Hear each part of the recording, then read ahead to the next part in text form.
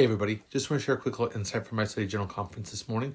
While I was on my morning run, I was listening to the October 1930 General Conference, and Anthony W. Ivins, who's the first counselor in the first presidency, was speaking. This is the equivalent of President Eyring, and he talks about a lot of different things, to be frankly honest. And about halfway through his talk, he starts to talk about growing up and how he grew up in St. George and how he recently visited in St. George. And in the cemetery there in St. George, he walked and saw the names on the tombstones. And he's like, I remember all of these people. And it's something that it's really weird listening to talk in the 1930s, because you start to realize that these people were the pioneers. That the people in the 1930s, the general authorities, many of them helped settle some of these areas. And if they didn't settle them as adults, they were definitely children at that time. And President Ivins talks about the fact that these men in St. George were the gold standard as far as faithfulness goes.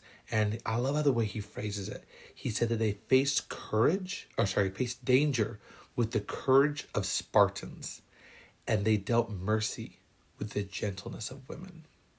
And that this was what we needed to face the world that they were facing at that time in the 1930s.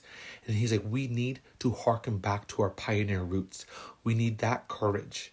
We need the courage of Spartans in the face of danger and the gentleness of women when mercy needs to be applied. And then he talks about the fact that in the 1930s, they were facing this across-the-board spectrum of corruption within the government, where lawlessness was taking place at all levels, and judges were letting off people who were committing crimes with slaps on the wrist or no fines, no jail time at all.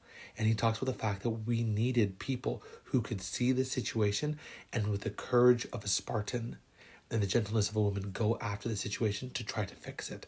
And he goes, they're not going to be found in a single congregation or a single denomination or a single faith group. It will be all Americans stepping up to the plate to fix the issue at hand. And I'm like, my goodness, if this was true in 1930, it is even more true in 2025. The solution to what the world is facing, the solution to what America is facing, is not found solely among members of the Church of Jesus Christ of Latter-day Saints. It's found among the good people of all denominations, all congregations, and all different races and ethnicities here in the United States of America.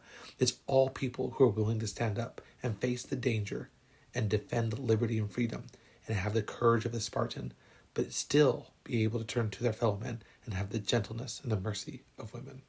And I just love that idea.